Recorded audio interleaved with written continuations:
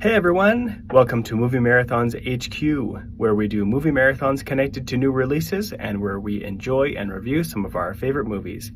This video is part of the Avatar Fire and Ash movie marathon, where we are watching one movie every week as we prepare for the release of Avatar Fire and Ash on December 19th, 2026. Today we are discussing Avatar: The Way of Water.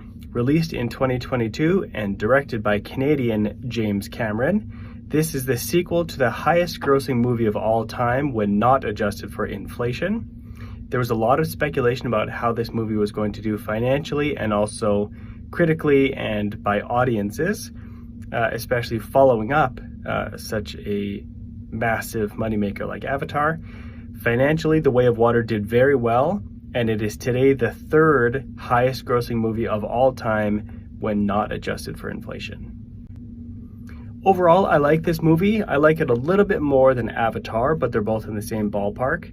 I have a few positives and negatives to mention, but also some micro positives and micro negatives, which I'll get into. For the positives, I have the visuals and the Metkayina tribe, and for negatives, I have the language use and the teenagers, and I'll also get into the micro positives and the micro negatives there. Spoiler warning for Avatar: The Way of Water. Okay, first, the micro positives. I had mentioned in my Avatar review that I thought the story was very simple. In Avatar: The Way of Water, the story is less simple. It's a bit more unique. It's still relatively simple, but it's not just Dances with Wolves, Fern Gully, Pocahontas in space. It's actually its own story, which has some uniqueness to it. And then also I mentioned that the character of Jake Sully was, I thought, pretty weak in Avatar. In this one, he's not a ton stronger, but I do root for him. I understand him better. They've given him a lot more to work with. So I think the character of Jake Sully's improved. So both of those are micro positives. Now for true positives, there's the visuals. The visuals in Avatar: The Way of Water are incredible. Especially the first scene where the characters are introduced to the underwater world. That's something I don't think I'll ever forget. It's just so beautiful.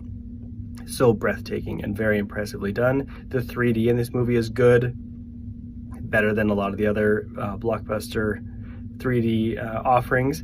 There's also a scene towards the end of the movie with heavy rainfall, and the sights and sounds in that scene made me feel like I was out there in the storm with them. And I remember seeing this in theaters. I felt like I was there with them. So the visuals are incredible in this movie. And for another positive, in this movie we are introduced to the Metkayina tribe. In Avatar, the Na'vi that we meet are from the Omaticaya tribe, and as they choose to exile themselves, they join up with the Metkayina tribe. And I really, really love how this new tribe is. I think physiologically they look different. Their blue is a different color, which I think is very simple but really powerful.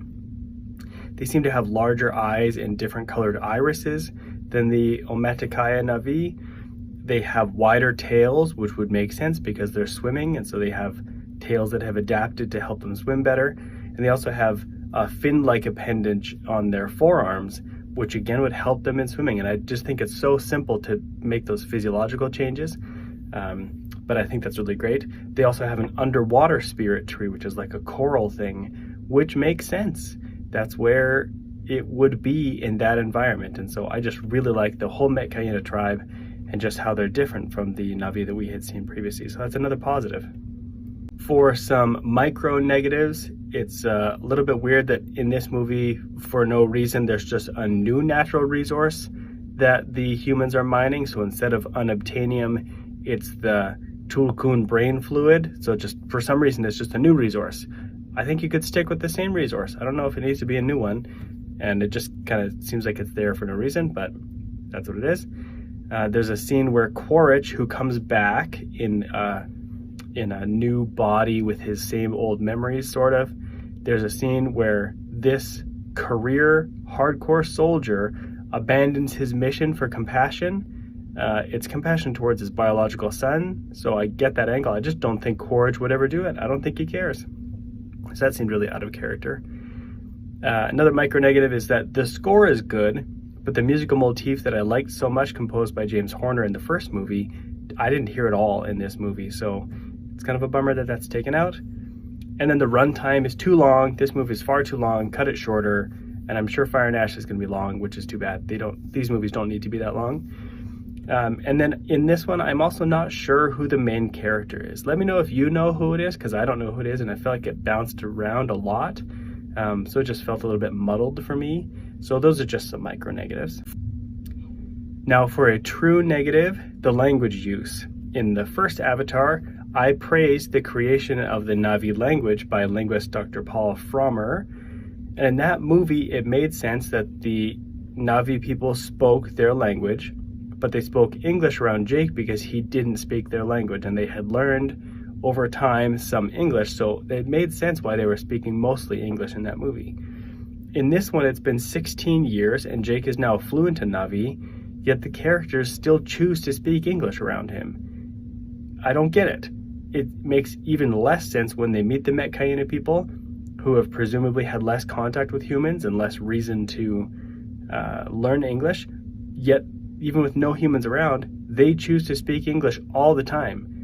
I don't get why they would be speaking English. I think they would be speaking Na'vi, and maybe Jake and Neytiri and their family speak English, that's fine, but why would this wider culture all assume English? It doesn't really make sense to me.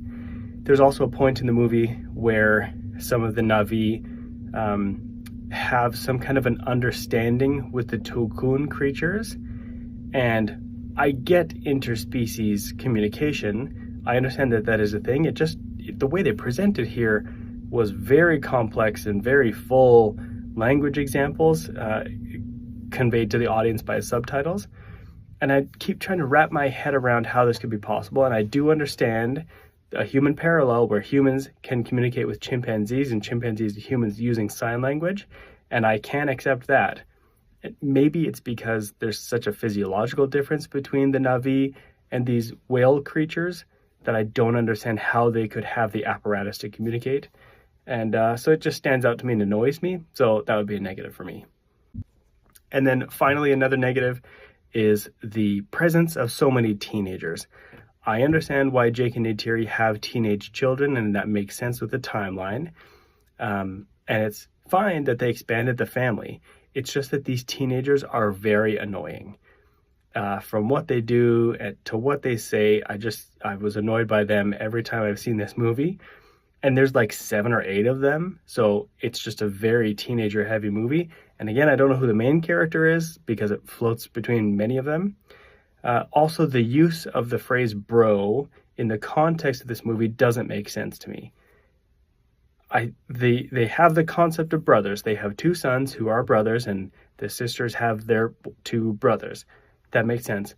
But unless Jake and Neytiri are modeling bro, I don't know why these teenagers say bro so much. I know that human teenagers on Earth say bro a lot, so I get that. But if you're trying to make this movie in a world where they're not speaking English colloquially, I don't understand why they say bro, and they say it like 700 times, a crazy amount of times, and it's just really annoying to me. I know that's like an old man yelling at a cloud, but the teenagers in this movie I just think are really annoying, so that's a negative. Now, how might Avatar: The Way of Water connect to Avatar: Fire and Ash? Well, in this movie, I think Neytiri's grief and Jake's grief after losing their son will persist into Fire and Ash, so I think they'll continue to grapple with that in the next movie. We're also introduced to a main character here whose name is Kiri, and she's portrayed by Sigourney Weaver, who was also Dr. Grace Augustine in the first movie. And Kiri is the biological daughter of Dr. Augustine, though she seems to be the product of a fatherless birth. So I think she's going to be some kind of a messiah character. She also seems to have a direct connection to Eywa, even being able to feel Eywa's heartbeat through the moon that they live on. So I think that'll play into Fire and Ash because the new group in Fire and Ash seems to have abandoned their belief in Eywa. So I think Kira and the group are going to clash because of their different religious beliefs. So that's my review of Avatar: The Way of Water. What do you think of this movie, and how do you think it may connect to Avatar: Fire and Ash? Make sure to leave a comment below and let me know your thoughts. Follow Movie Marathons HQ on Instagram, TikTok, and YouTube, and also on Letterboxd, where you can see all of the movie marathons that we have done and are doing at the moment. The next movie in this marathon will be Avatar: Fire and Ash, which I plan to see on Friday, December 19th, 2025. See you at the movies.